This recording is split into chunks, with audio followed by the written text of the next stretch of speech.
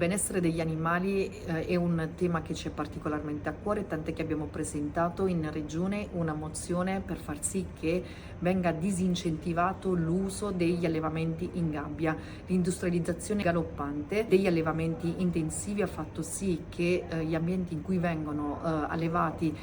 gli animali siano angusti, troppo stretti, ambienti che vanno a minare la stessa salute, lo stesso benessere appunto degli animali. Pertanto